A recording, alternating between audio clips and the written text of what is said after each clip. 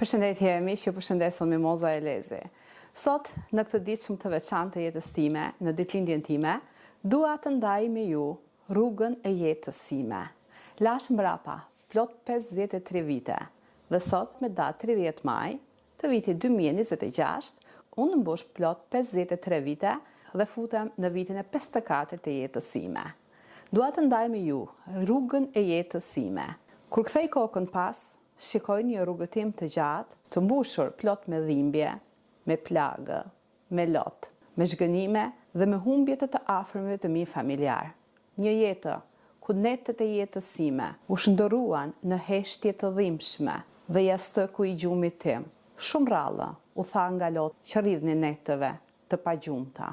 Zemra ime ka njohur më shumë vajtim se sa gëzim, më shumë sakrifica se sa rehati, dhe më shumë munges se sa bollëk. U rita në varfëri, në një familje të thjesht ku punonte veç se babai im. Ai punonte në furrat e gëlqerës dhe të qymyrit, që kur vinte në shtëpi, sidomos në terin e natës, veç se syt i shkëlqenin, sepse ai ishte mbushur terr i zi nga blozi i qymyrit. Shpesh herë mundohesha ta ndihmoja atë. Pra, që nga lindja dhe nga familja, jeta ime nuk më fali pasuri, dhe as më vonë gjatë rrugëtimit tim, kur jeta nuk më dha bollëk dhe rehati të pasurisë. Akoma edhe sot vazhdoj një jetë të tilla. Rrugët e jetës sime nuk ishin të shtruara me gëzim, harmoni dhe me lule, por ishin të shtruara me gjëmba të ndryshëm, ishin të shtruara me dhimbje dhe ishin të shtruara kuku me tradhëti, kuku me humbje dhe kuku me zhgënime të mëdha. Që në moshë të re, jeta më dha një barë të madhe mbi shpatullat e mia, dhe sot atë e kuptoj. E kuptoj nga ato gunga që më kanë dalë në qaf, nga ajo dhimbje e spendiatrozës që herë më lëm pa frym. Dhe jo kot nuk thona që mbi supë njeriu mban një barë të madhe, pra bara e jetës dikur të ktheka edhe në sëmundje. Jeta më dha disa sprova të mëdha. Që në moshë të re, unë njoha me vuajtjen, dhe në atë moshë kur jeta duhet të lulëzonte, kur duhet të isha e lumtur si shumë femra të reja të asaj kohe, unë u përballova me vështirësi të mëdha të jetës. Martesa ime nuk më eci, dhe në moshën 24 vjeçare, ku isha veç se një nën e re me 2 fëmijë të mitër, u detyrova të marr rrugën e mërgimit. Rruga e mërgimit nuk ishte thjesht një rrugë për të vajtur në mërgim, ose sepse isha e epshur për botën e jashtme, por fatkeqësisht jeta më solli ato fatkeqësi dhe më solli ato pamundësi familjare që për të shpëtuar jetën e fëmijëve të mi, në vitin 1997, u detyrova të largohesha diku, dhe rruga e vetme ku mund të merja ishte rruga e Turqisë. Ajo ishte rruga ime, mundësia e vetme që mund të largohesha në ato kohë. Pra, si shumë të rinj në ato kohë, në një moshë të re, me 2 fëmijë të vegjël në krah, mora rrugën e mërgimit. U detyrova të lëj çdo kujtim, të lëj vendlindjen time, të lëj të afërmit të mi, të ndahem përsë gjalli me familjen time, me vëllain, me motrën, dhe me shoqërinë e fëmijërisë dhe me gjithçka. Por do të ishte një ndarje e madhe, sepse me disa, ashtu si me vëllain tim, u ndava përsë gjalli, që ishte ajo kohë që u ndava dhe kurrë më së pash, sepse do të vinte një kohë që unë do isha në mërgim në Turqi, ai në mërgim në Belgjik, dhe do ndaheshim përsë gjalli me njëri tjetrin, pa u parë më kurrë. Më ka ngelur veç si një gurë varri, ku unë e vizitoj atë. Mërgimi, për mua nuk ishte veç një largësi, por ai do të kthehej në një plagë që do të rënkonte çdo ditë. Do të kthehej në një mall që kurrë nuk do të shuhej. Gjithë jeta ime ka kaluar mbase në varfëri, pa pasurinë materiale, por me një pasuri të madhe, me një dashuri në zemër, për gjithçka që jeton në këtë tokë, për lulet, për zogjt, për macet, për njerëzit. Jam shndëruar një njeri që ndjej më tepër dhimbjen e dikujt tjetër se sa dhimbjen time. Jeta, sakrificat e jetës, gjithçka që jetova, më shndërroi në një njeri të vërtetë, që të njoh vetveten, të di se kush jam, të ndjej dhimbjen e çdo personi tjetër, dhimbjen e çdo gjallëse, dhe të vëj vendin tim në frontin e tij, pastaj të hedh një hap, të mendoj dhe të veproj. Kjo është ajo që më dhuroi mua jeta. E vetmja gjë e bukur dhe e vetmja pasuri që trashëgoj në jetën time dhe në shpirtin tim. Jeta e vështirë dhe e mbushur me pamundësira më mësoi atë që mos të ushqej urrejtjen dhe xhelozinë në shpirtin tim, por dashurinë dhe respektin, mirëkuptimin dhe mirënjohjen për çdo kënd. Kam njohur dhimbjen në jetën time, por kurrë dorëzimin. Kur nuk u bëra pesimiste, sa herë që jeta me goditje rëndë dhe u shtriva për dhe. Por, në atë kohë gjeta një fuqi më të madhe për të më këmbur, për të ringritur, dhe u ngrita më e fortë se isha më para. Çdo plagë në jetën time u kthye në një mësim. Çdo lot që rodhi nga sytë e mi u kthye në forcë. Çdo zhgënim që pësova në jetë u kthye në një armë të fortë për të ecur përpara. Nuk ndoqa askënd, por thjesht u bëra vetvetja. Edhe kur kjo rrugë dukej shumë e vështira. Idhulli im dhe qëllimi im ishte ajo e vështira dhe ishin aq të rënda, saqë besoj që nuk do të kishte diçka më të rëndë që do të jetoje në jetën time, më të rëndë se ato që po jetoje në Shqipëri në ato kohë. Kështu që mora rrugën drejt Turqisë. Patjetër që Turqia do të më jepte edhe shumë dhimbje. Fatkeqësia që ndodhi në vitin 1999, pra ishte koha kur ra tërmeti dhe rreth 40.000 veta vdiqën në Jallova, ku unë pritova këtë tërmet duke ngelur në ngërmadhat e tërmetit së bashku me familjen time. Do të përjetoja një tërënditje shumë të rëndë, sepse në tërmet humbën shumë fëmijë dhe u vodhën shumë fëmijë, dhe këtu dikush tentoi të vjedh djalin tim, që në atë kohë e pa arritura, ajo që të gjithë njerëzit thonë është e pamundur, dhe unë atë ndoqa dhe gjithmonë të pamundurën e ktheva në mundësi. Aty ku të gjithë njerëzit shikonin fundin, aty unë gjeja fillimin, një fillim të ri, dhe ajo që për shumë njerëz ishte një ëndër, atë ëndër e ktheva në qëllim. Sepse nëse nuk ke një ëndër, do të thotë që nuk ke një qëllim, nuk ke një shpresë. Nëse nuk kemi një shpresë, atëherë do të thotë që nuk jetojmë. Çdo ëndër, çdo qëllim është një shpresë, dhe çdo shpresë është një armë e fortë në dorën tonë për të ecur përpara dhe për të realizuar qëllimet e jetës. Sot, që lash mbrapa 53 vite nga jeta ime dhe hedh hapin e parë për në moshën e 54, nuk shikoj vuajtjet dhe humbje që pësova në jetë, por shikoj dhe numeroj betejat që unë fitova. Nuk numeroj dhe nuk shikoj plagët që jeta më dha, por shikoj forcën që më lindi nga ato plagë të cilat për vite me radhë më bën veç se të vajtoj. Nuk numeroj vitet që po loj mbas, por po shikoj dhe numeroj shpresën që unë kam për të vazhduar jetën më përpara. Jeta më mësoi se njeriu jeton sa kohë që ëndëron, dhe shpresa është ajo që ndes dritë në shpirtin ton të jetës dhe në zemrat tona.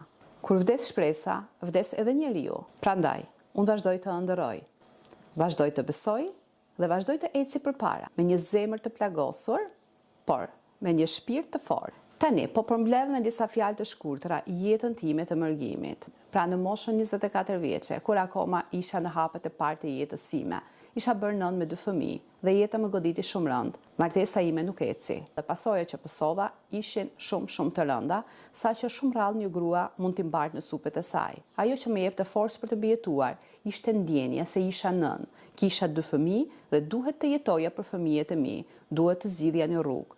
Dhe rruga e vetme që ishte rruga për të vajtur diku. Dhe në atë kohë, e vetmja mundësi që më dha ishte Turqia. Një vend i panjohur për mua, një gjuhë e panjohur, një kulturë tjetër, një popull tjetër. Nuk e dija se ç'do më priste. Thjesht një rrugë mërgimi. Në atë kohë, ato çka po jetoja ishin aq të rënda, saqë besoj që nuk do të kishte diçka më të rëndë që do të jetoje në jetën time, më të rëndë se ato që po jetoje në Shqipëri në atë kohë. Kështu që mora rrugën drejt Turqisë, me 2 fëmijë në krah dhe me një çantë në dorë. Atje nuk më priste një kopësht me lule. Patjetër që mërgimi im në Turqi do të më jepte shumë dhimbje, por do të më mësonte edhe shumë gjëra. Kështu që me 2 fëmijë në krah arrita në Turqi. Familja me të cilën vajta më lanë në Stamboll, sepse ashtu e kishin biseduar, dhe ato morën rrugën e tyre drejt qytetit ku ato jetonin, dhe unë me 2 fëmijë isha në zemër të Stambollit, në një megakent me miliona banor, ku fliste një gjuhë që nuk e njihja, ku kishte fytyra që nuk e njihja. Por mendoja se kjo ishte shpresa ime, dhe zhgënjimi im i parë filloi në ditët e para të jetës sime, ku për 3 ditë rresht u detyrova të ri në një avllu të xhamisë me 2 fëmijë në prehër, me një çantë në krah. Ishte data 17 maj e vitit 1997 dhe patjetër që dhimbjet e mia filluan këtu, kur isha një nënë e re me 2 fëmijë në preh dhe besoja që isha tek shtëpia e Zotit, isha në mes të atyre njerëzve që vinin, futeshin në xhami, hapnin duart dhe i luteshin Zotit. Pra isha e sigurt, mendoja unë. Por kur shikoj disa njerëz, të cilët më bëjnë disa shenja me duar, disa shenja jo njerëzore, Dhe pikërisht në shtëpinë e Zotit, siç e quajnë ato, sepse Zoti nuk ka shtëpi. Shtëpia e Zotit është zemra e çdo njeriu dhe nuk janë ndërtesa që sot bëjnë njerëzit kur shkojnë që të falin gjunahet e tyre, pjesa më e madhe, dhe nuk shkojnë sepse besojnë që me të vërtetë janë njerëz me një zemër të pastër. E theksoj këtë sepse atë e jetova pikërisht në atë baçë xhamie ku shumë njerëz më bënin shenja të ndryshme me duar kur unë isha një nën me 2 fëmijë në prehër. Pastaj më erdhi në mendje një udhëzim e një kushëriri tim që sot është i ndjerë, unë pret në paqe shpirti i tij, Nezir Rema, djali xhaxhait tim, i cili më kishte dhënë një adresë në numër telefoni të një miku të tij të ngushtë në Turqi. Dhe ajo që merret direkt në mendje ishte kjo, të merrni në telefon shokun e kushëririt tim, që të më ndihmonte se kisha ngelur pa ngrënë, pa pirë, duke mbledhur plerat aty rreth xhamisë me 2 fëmijë në krah që po flija në hije të pemës së xhamisë. E marrë në telefon dhe i flas shqip. Ai ishte një turk që kishte punuar dikur në Shqipëri dhe kishte pësuar një zhgënim shumë të madh nga shqiptarët në atë kohë, të cilët për të marrë pasurinë, për të mbyllur fabrikën, atë i kishin hedhur në Gremin. Ishte jeta e tij e hedhur në Shqipëri. Dhe e marrë në telefon, i flas në shqip, i tham që jam motra e Nezirit, motra e Nezir Remës, dhe ai për një herë më përgjigj, ku je? Dhe i thash jam në Stamboll, jam kështu me 2 fëmijë kam ardhur, po jam në mes të rrugës, a më ndihmon dot? Ai nuk priti as pak, por më tha, më jep dikë ku je momentalisht, telefononi, thash jam nga recepcioni një hoteli që gjendet këtu pranë një xhamie se nuk di se ku jam. Dhe ai e mori në telefon recepcionistin dhe foli diçka me të në turqisht. Por e di që recepcionisti ishte një burrë plak dhe ishte një vajzë tek të dyzetat. Ato thirrin në taksi. Pastaj përsëri telefonuan Mustafajin dhe e mori në telefon atë dhe Mustafaj mori telefonin. Mustafa quhej, vëllai tim, pra idealit të xhaxhait tim. Morën telefon Mustafa, një dhan telefonin, dhe ai më foli, tha Moza, mos ki frik, hyp tek ajo taksi. Unë mora telefonin e taksixhiut dhe ai do të sjell tek shtëpia ime. Mos ki frik, merri fëmijët dhe ja këtu, je i sigurt. Pra vazhduan dhimbjet. Unë nisa drejt asaj rrugë drejt një qyteti tjetër të panjohur. Qyteti ku do shkoja quhej Adapazar, Dyzgje, por nuk e dija që në këtë qytet kishte shumë shqiptar që flisnin shqipen. Biles as që e dija që kishte shqiptar të vjetër në Turqi. Dhe shkova tek shtëpia e Mustafait, ku ai së bashku me fëmijët e mi për një javë më mbajti mysafir në shtëpi, dhe më dha shpresën që jeta ime do të ishte më e lehtë, që ai bëri gjithçka që kishte në dorë. Pra këtu bashkohet edhe dhimbja, por edhe shpresa, këtu bashkohet edhe lotët, po edhe gëzimi, këtu bashkohet edhe humbja, por edhe fitimit në të njëjtën kohë. Pra e mira me të keqja nganjëherë janë motor dhe vëllai, janë të lidhur ashtu si mishi me thojnë, janë të pandara nga njëra tjetra. Dhe pas ndejta një farkoha tek Mustafa i thash që dua të shkoj, kisha dëgjuar për qytetin Jallova, pikërisht ku ishin edhe ato miqt me të cilët kisha vajtur nga Shqipëria. Dhe i thash që nuk dua të rri aty, sepse nuk doja të bëhesh abar tek familja e dikujt, sepse ai kishte një familje, kishte gruan, kishte fëmijët, dhe patjetër që kisha edhe ato mendimet e mia që mos i lëndoj dhimbje dikujt pa e ditur që i shkaktoi dhimbje apo jo. Dhe Mustafa pasi foli me disa miq të tij në Jallova, më dërgoi tek një kushërire e tij. Ishte e martuar por nuk kishin fëmijë. Dhe ato më dhanë një shtëpi me qera ku banoja me fëmijët e mi. Dhe pastaj pas një kohë të shkurtër marr në telefon nënën dhe babain tim dhe i them që duhet të nisen urgjentisht për në Turqi, sepse unë do punoja dhe ato do më përkranin. Kështu që pas disa ditësh ato e morën rrugën me autobus drejt Stambollit. Mendimin e kushërires së Mustafait, ato i prita në autogar dhe i vendosa tek shtëpia ku jetoja. Dhe unë kështu vazhdova të punoj në një fabrikë. Kështu vazhdoi jeta ime. Patjetër që në këtë kohë, në këtë lagje ku banoja, ishte një lagje fetare. Ishte një lagje ku më tepër njerëzit ishin të mbyllur, por edhe një pjesë e hapur. Por unë duke qenë që isha një e huaj që nuk njihja turqishten, dhe në atë kohë nuk vishja bluze me duar më të shkurtra se kaq. Pra nuk i vishja japone ose me rrypa, por thjesht i vishja bluzët me duar të shkurtra deri këtu dhe vishja pantallone të thjeshta xhinse, se s'kisha rroba tjera, një palë rroba kisha. Këtu do të përballohesha me disa mentalitete fetare të banorëve të kësaj lagje, ku shumë herë, sidomos disa femra të mbyllura të zezë me fereqet të zezë, më ndiqin nga pas dhe thonin, ja, kjo është e keqe, kjo është e përdalë sepse i ka dalë dora, i duket dora, sepse të huajt kështu janë. Por pasi kaluan 2-3 muaj dhe ato e pan jetën tonë familjare, dhe teksa një ditë më pan që së bashku me babain tim, unë po bëja suva në shtëpi dhe po luja shtëpin time të vjetër, pra që më ishte dhënë me qera, po e luja me gëlqere, ato ndryshuan mentalitet dhe pikërisht ajo gruaja e cila thoshte kjo është e përdalë dhe fliste keq për mua dhe me hidhte mbrapa policët që vinë në orën 2 të natës dhe na kontrollonin në shtëpi ku jetoja unë me nënën tim, me babain tim dhe me 2 fëmijët e mi, pikërisht ajo gruaja mblodhi gjithë lagjen dhe i tha që kjo është vajza ime sot e mbrapa, sepse kjo është punëtore. Dhe ato më dhanë një ndihmë që për rreth 1 vit nuk më lanë as që të bleja bukë në dyqan dhe në furrë. Pra, mund të them realitetin. Më shkaktuan dhimbje, por kjo dhimbje me durimin tim u kthye dikur në dashuri dhe në respekt. Kështu që jeta ime vazhdoi. Dhe teksa u stabilizova me jetën në Turqi dhe fillova të mësoj pak turqisht dhe punoja në tekstil në atë kohë, po më prisni një fatkeqësi e madhe. Fatkeqësia që ndodhi në vitin 1999, pra ishte koha kur ra tërmeti dhe rreth 40.000 veta vdiqën në Jallova. Ku unë përitova këtë tërmet duke ngelur në ngërmadhat e tërmetit së bashku me familjen time.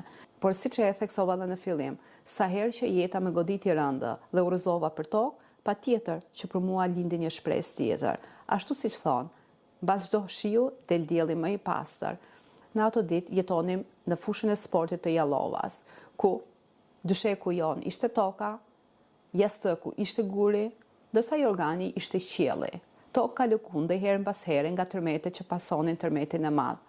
Dhe këto ditë të tërmetit do të përjetoja një tërënditje shumë të rëndë, sepse në tërmet humbën shumë fëmijë dhe u vodhën shumë fëmijë. Dhe këtu dikush tentoi të vjedh djalin tim, që në atë kohë ishte vetëm 5 vjeç. Dhe dikush erdhi aty, pa u futur në thellësi se simbolonte ky grup që vidhi fëmijët. Në një moment kur dikush mundoi të më tërhoqë vëmendje mua, dikush tjetër mori djalin tim në krah dhe po largohej. E shikoj me një sy, por nuk për tas. Në heshtje vrapoj mbas tij dhe i hidhem nga koka, e kap djalin dhe e shtyj aty dhe anat ko për tas që po vjedhin fëmijët. Dhe pra kjo ishte një ngjarje që kurrë nuk do ta harroj në jetën time. Por kjo më dha një mendim tjetër. Më dha një mendim që të mbroj familjet e tjera dhe fëmijët e tjerë, sepse unë e përjetova këtë dhimbje. Kështu që me ato komshit e mi që kisha aty në çadër, pra teksa jetonim jashtë, më dha një mendim që të krijoje një grup dhe të merrnim dhe të shënonim të gjithë çadrat, megjithëse ishte tavolina e krizës, pra që punonte në këtë aspekt, por unë mendova që të krijoj grupin tim që të ishim vullnetar në ndihmë të kësaj tavoline që ndëmonte të prekurin nga tërmeti. Dhe kështu duke vajtëm tek tavolina kryesore, ku ishin kryesorët, dhe i tregova ngjarjen që kështu dikush donte të më vidhte djalin. Prandaj ne jemi një grup, çadra jonë është kjo, dhe ne duam që t'ju ndihmojmë dhe të gjithë ndihmat që do vinë, ne të jap një bilanço për çadrit se çfarë ka nevojë, kush ka fëmijë të vogël, kush ka të vjetër, pra që mos të vinë grupe të ndryshme nga jashtë, që mos të marrin numrin e familjarëve dhe të fëmijëve që gjenden këtu, që mos të kemi humbje të fëmijëve. Gjatë këtyre ditëve që po jetonim këtë ngjarje kaq të rëndë, erdhi një familje nga Ishës që kërkonte një familje vëllazërore për ta marrë në shtëpinë e tyre. Dhe unë, me që isha kryetare e këtij grupi për këto ditë, e marr këtë zotërinë që vjen nga Ishujt dhe i bëj xhiro në të gjitha ato çadrat, i tregoj kjo është një familje, këto kanë 2 fëmijë, këto kanë një fëmijë, këto janë 5 veta, por ato kërkonin një familje burrë e grua dhe mos të kishin fëmijë.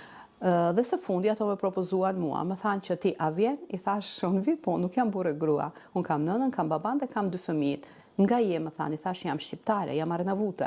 Ai mori në telefon bashortin e tij në Ishull, i tregoi gjendjen dhe ajo tha le të vinë. Dhe unë mora udhëtimin tim. Në atë ditë, në ato çadra shumë veta më thanë që mos shko, do të grabisin fëmijët, do të vjedhin fëmijët, mos i beso këtij plaku. Por unë mendova diçka, unë kur nuk i kam bërë keq njeriu.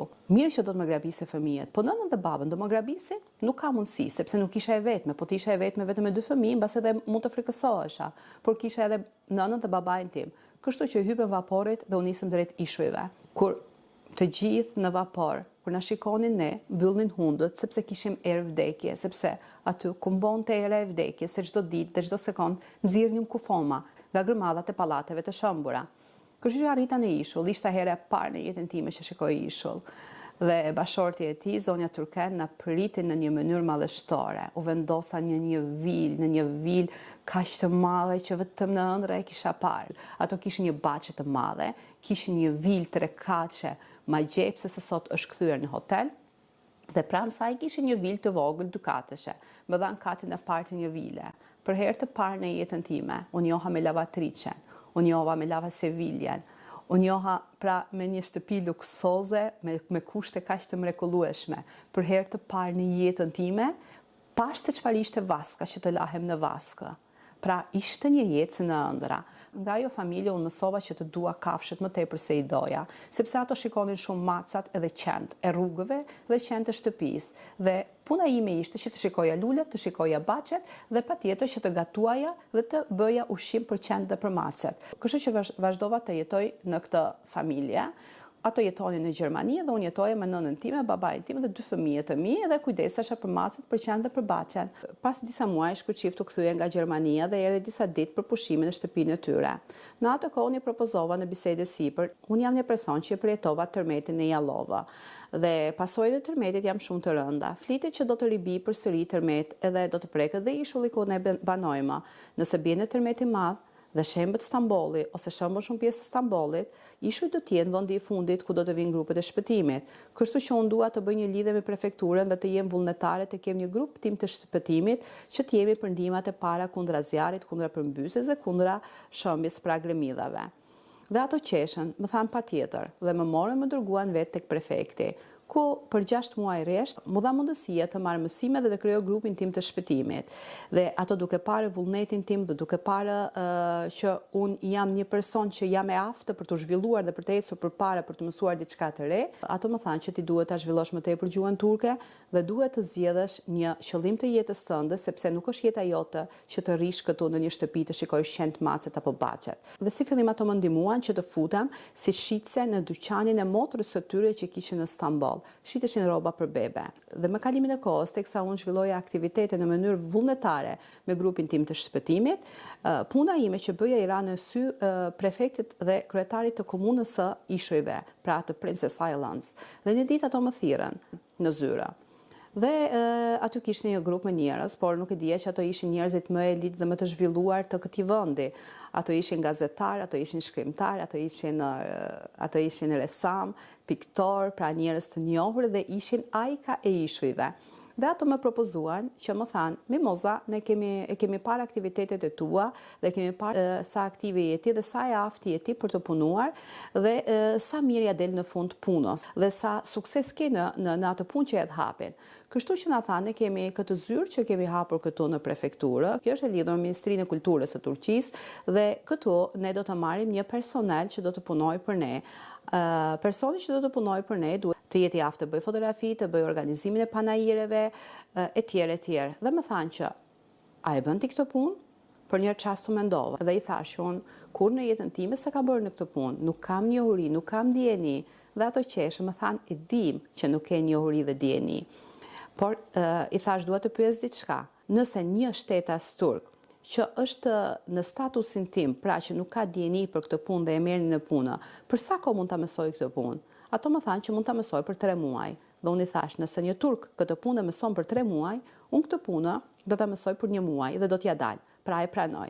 Dhe ajo ishte marrëveshja ime e parë që bëra, pra për të filluar si nën punës në prefekturën e Ishujve, ku punoja, ku kisha si detyrë organizimin e panajireve ndërkombëtare, ku të merrte pjesë ishulli për njohjen e ishullit si në aspektin turistik. Do të bëja reportazhe për revistën Princess Island, ku kjo do të më hapte rrugët e mëdha të jetës, sepse do të nija gazetaret më të mirë të Turqisë, do të nija biznesmenet më të mirë të Turqisë dhe do të jepte mundësia të uleshin në tavolinë me shumë aktorë të njohur që i kisha ndëruar gjatë jetës sime. Biles herë do të uleshin në tavolinë edhe me Ministrin e Kulturës së asaj kohe, Istim Hatallaj. Dhe kështu që vazhdova punë në prefekturën e Stamboll dhe vazhdova të zhvilloj jetën time, të marr kurse të ndryshme, të marr mësime të ndryshme.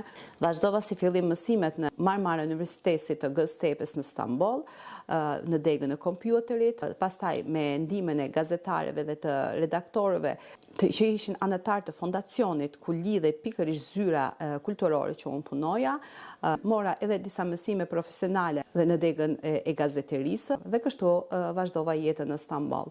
Por patjetër që jeta do të kishte pasojat e saj, do të vazhdonin vdekjet, humbjet e familjarëve, jeta sado që kalonte në lumin e mirësisë apo të suksesit dhe të gëzimit në këtë kohë, patjetër që dhimbja do të ishte pjesa e saj. Ishte viti 2004 kur unë pasova një goditje të rëndë në jetën time, humbjen e vëllait tim. Dhe kisha vite pa e parë. Humbja e vëllait do më këtiste shumë rëndë, do të më jepte pasoja shëndetësore. Dhe do të ishte ajo që do të më bënte që edhe të shkëputeshe nga jeta, sepse në humbjen e vëllait pësova një goditje të rëndë psikologjike ku për shumë kohë nuk erdha në vete. Dhe kjo më bëri që të ndahesh edhe nga puna. Nëna ime sëmur, baba im po kishte pasojë po shëndetësore dhe kjo më detyroi që të ndaheshe nga puna, pra nga zyra. Dhe më duhet të filloje diçka tjetër. Dhe patjetër duke pasur një shoqëri të madhe që kisha krijuar gjatë këtyre vite që punoja në prefekturën e Ishujve, vazhdova të lidhem me agjencitë e filmave, sepse më duhej një punë që të punoja të paktën 2 ditë, 3 ditë në javë. Nuk punoja dot 5 ditë në javë, sepse kisha një përgjegjësi të madhe familjare, fëmijët në shkollë, nëna e sëmur, babai i sëmur, unë vetë isha e tronditur nga humbja e vëllait dhe kështu që vazhdova pak e nga pak të luaj nëpër filma. Por patjetër që si çdo fëmijë edhe unë kisha ëndër dhe kisha pasion sidomos aktrimin. Megjithëse këto ishin ëndra të fshehta se dikur në Shqipëri në kursi që ne u rritëm të flisje për aktrim për televizion, do haje mashën ose fshesën kokës dhe as që bëhej fjalë që ta mendonim. Kështu që pasi jeta më goditi kaq rënd, unë hodha një hap tjetër dhe vazhdova pra lidhjen me agjencitë e filmave, ku si fillim në 3-4 filma të parë isha si figurante, pra që shkoja rria diku aty në një cep ose thoje një fjalë. Pas 3 filmash shansi më qeshi. Në atë kohë në fakt ishte djali im i vogël i cili luante dhe kishte marrë një film ku ishin historitë e nënave dhe ai ishte në rolin kryesor. Në atë kohë djali im ishte 10 vjeç dhe ai kishte marrë një rol kryesor, pra krye rolin e një filmi për moshën e tij që kishte dhe ishim në setin e inqizimit të filmit, por fati do të më buzëqeshte. Sepse aktoria kryesore, pra që ishte nëna e djalit në rol, atë ditë nuk erdhi. Dhe seti po pozullohej dhe regjisori po çmendej, po pozullohej seti i inqizimit. Në këtë kohë ju afrova regjisorit dhe i thash, regjisor, mund të them diçka po? Unë mund ta bëj rolin e asaj nëne, unë jam nëna e Diamantit. Nuk kam shumë eksperiencë nëpër filma, sepse kam marrë pjesë vetëm thjesht si figurante në 2-3 filma, kam pasur 2-3 fjalë, por nëse doni jemi këtu, mund ta provojmë, më jepni rolin, ta zbërthej, ta shikoj scenarion e di sepse e kam lexuar nga djali dhe nëse doni mund ta provojmë. Nëse të përshtatem, mund ta bëj rolin e nënës së djalit dhe nëse jam e aftë, patjetër që mund ta bëj rolin. Regjisori mendoi për një moment dhe tha, po pse jo? Më pa. Edhe i tha atyre, i tha visheni dhe bëni makjazhin ashtu siç i duhet nënës së këtij roli, të gjithu habitën dhe ngelën. Dhe pasi më përgatitën, më veshën, më dhanë atë imazhin asaj nënës së djalit, ishte roli im i parë në jetën time, ku aty do të luaje rolin e një gruaje dhe një nëne me shumë vuajtje. Ky ishte një rol ku në syt të djalit tim dhe në syt tim do më vrisnin burrin. Dhe këtu unë duhet të qirresha, duhet të qaja dhe duhet të garkoja burrin në kalë dhe ta merrja të dërgoja në shtëpi kur aty për krah kisha fëmijën tim. Dhe patjetër që unë shumë e etur për ta kapur këtë rol dhe për të ecur përpara në këtë aspekt, aty u shkëputa nga vetja ime. Pra jo një rol, por e ndjeva aq thellë në shpirtin tim, saqë kur mbaroi fragmenti që duhet të bëja, pash që regjisori po qante, kameramani po qante dhe të gjithë ato të ekipit të inqizimit po qanin, po vajtonin. Dhe më tha regjisor, sa i gëzuar jam që nuk erdhi sot aktoria jon që kishim dhe në vend të saj të morëm ty. Ky ishte hapi im i parë i aktrimit që do të pasonte, që do të merrja pjesë në shumë filma, biles në filmin Eksiketek, pra Eksiketek quhen gratë në këtë aspekt. Isha një nga 4 rolet kryesore. Por fatkeqësisht ky serial nuk eci, vetëm 6 pjesë edhe u pezullua, por në këtë aspekt fati do më ecte. Me kalimin e kohës do mësoja që në Turqi kishte shumë shqiptar dhe në fakt e mësova nga disa këngë që në atë kohë dëgjoja nëpër radio, ku thonin këngë rumelie, por ato që thonin këngë rumelie ishin kënga Çou Rexho, ishte kënga Moj Hatixhe Moj Shami Kuqe, pra këngët shqiptare. Dhe unë bëja këtë debat, e thoja këto nuk janë këngë rumelie, këto janë këngë shqiptare, se këto janë këngë në gjuhën shqipe. Ato i thonin rumelinë e përgjithësi që ky terim mua më shqetësonte pak. Dhe kështu, duke vazhduar aktrimin, vazhdoja edhe si ndihmës regjisore, se kisha nevojë për lek patjetër që duhet të punoja, se kohën e punës e kisha të kufizuar, pra se kisha në përgjithësi 2 fëmijë që shkonin në shkollë, kisha një nënë të sëmur, një baba, pra këto kishin humbur djalin e tyre dhe patjetër që jeta jonë ishte shumë e vështirë. Dhe kështu që vazhdova të krijoj një shoqëri sa më të gjerë Dhe me shoqërinë që krijoja, mundoja të gjeja gjithmonë një hapësirë tjetër për të fituar si të fitoja lekun.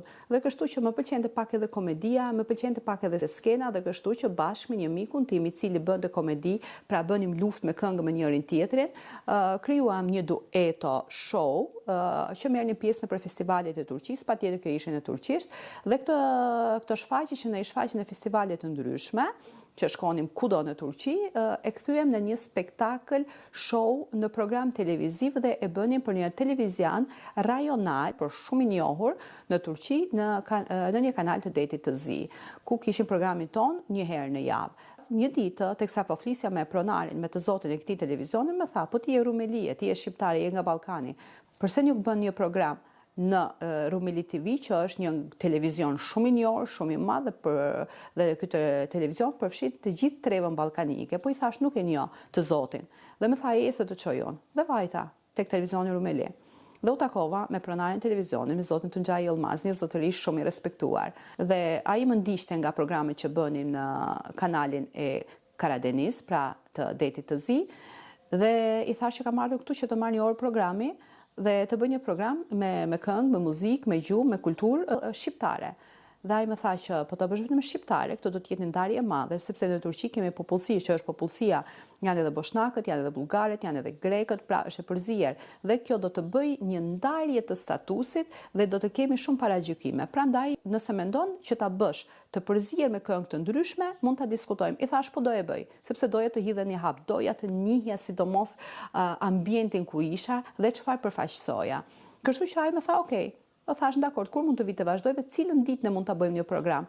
Ai qeshi edhe për të më provuar, tha që po të duash, mund të vazhdosh deri tani. Je aftë të dalësh në skenë direkt përballë tani, përballë live në program dhe të jesh në kontakt me teleshikuesit që do të ndjekin dhe të bësh programin tënd? Po i thash, po si jo, pse jo? Po i thash, çfarë do dalë, çfarë do veshësh? Thash, e gjej diçka për të veshur. Teksa futja në televizion, brenda në sallon, në hyrje, me kishte lënë në sy një manken, pra një status i veshur me demia shqiptare. Dhe i thash, po, unë të shkoj do përgatitem tani, me përgatitin studion dhe do futem. Sa orë do bëj program, tha ke 2 orë program. I thash, okej, me përgatisni këto këngë, thash shko tek regjia, jepi listën e këngëve. Jepi listën e këngëve punonjësve aty dhe përgatitet në kokë atë programin çfarë do të shfaqesh ti dhe po shikoj se çfarë do të shfaqesh ti. I thash, po mos ki merak, do e shikoj se çfarë do shfaq. Po më tha, do kesh edhe telefona live. Thash, ato dua që të bisedoj me njerëzit.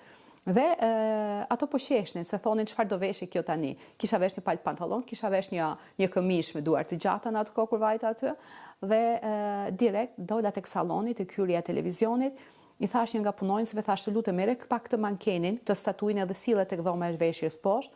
Më thaj, çfarë do të bësh tash? Hajde sillet i se e di unë.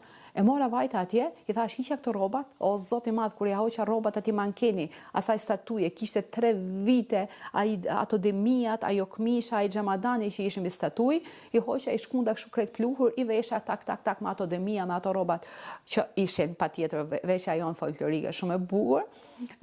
Rregullova flokët e mi tak atë mendimin e asaj vajze që bënte rregullimin e makijazhit të flokëve dhe shkova sipër u futa tek dhoma e Tunxhajt, tek dhoma e Tunxhajt, pra të pronarit televizioni, i thash erdha. Me pa, çfarë janë tha këto? Thash rroba, po ku i more? Thash i hoqa aty mankenet aty. Çfarë tha? Po e di që kanë 3 vite aty me pluhur, thash nuk ka gjë se lahem, kalon kjo. A është e gatshme studia ime, jemi gatshme të më ndjekni, thash? Po tha.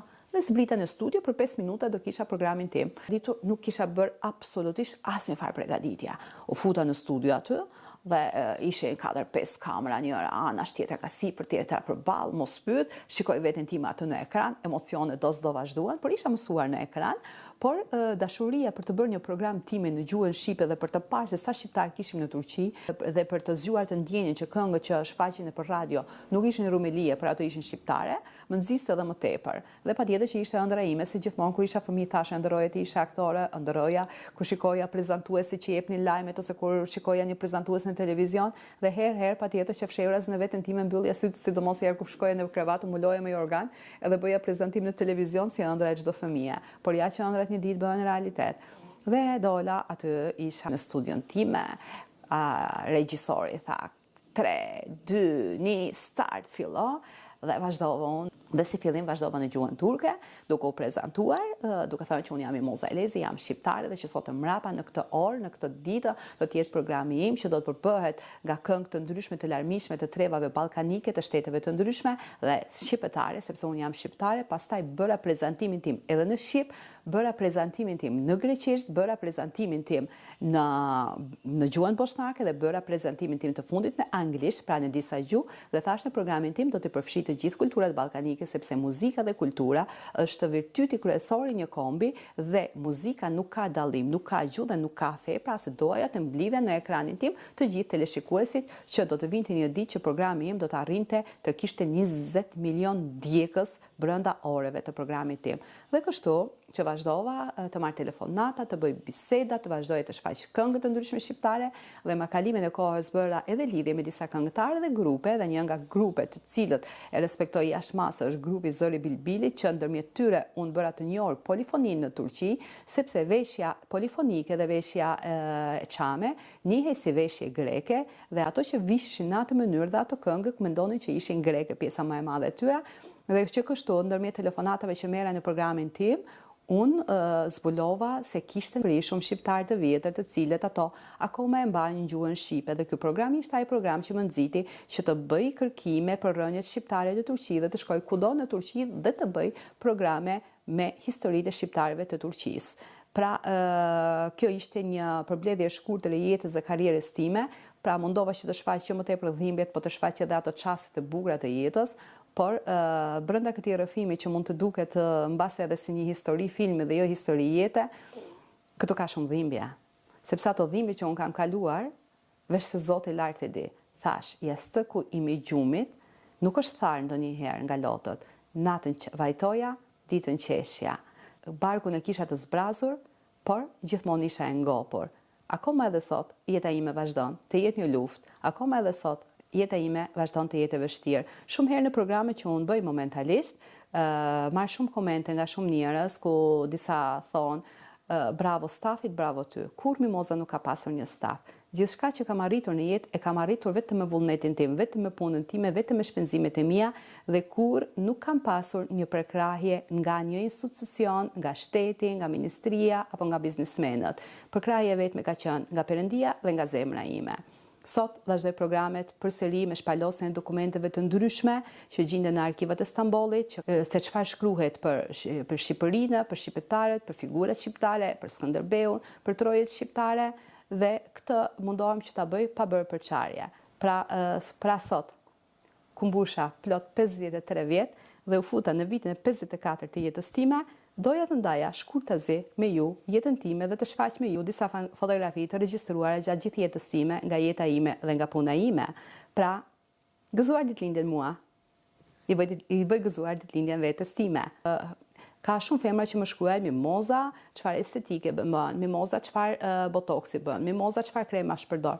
Mimoza nuk bën estetik, Mimoza nuk shkon në parukeri, Mimoza nuk përdor pudër në fytyrë, Mimoza nuk përdor kremra të shtrenjtë, sepse nuk e kam mundësinë ekonomike dhe për këtë jam më sinqert dhe nuk më vjen as pak turp sepse nuk është turp të mos kesh, është turp të mos fitosh, është turp të mos punosh. Tani momentalisht jam më tepër e ngarkuar të shikoj nënën time se e kam 80 vjeçe dhe nuk ka njëri që ta mbikëqyri dhe kështu që aktivitetet e jetës time jam munduar të loj pak pas dore. Dhe sot futem në moshën 54 vjeçe, ku pas disa muajsh do të bëhem edhe gjyshe, që do të kem një nip nga djali, pra do të lind një djalë dhe do të kem një nip. Pra, po pres me padorim dhe me emocion që në moshën time të 54 të jem gjyshja më e mirë në botë. Pra, kjo ishte shkurtazia ime për ato të cilët janë interesuar të mësojnë më tepër, mund të lexoni në gazetën Telegrafi, Mimoza Elezi, Telegrafi dhe aty e keni jetën time të përshkruar në përgjithësi. Faleminderit.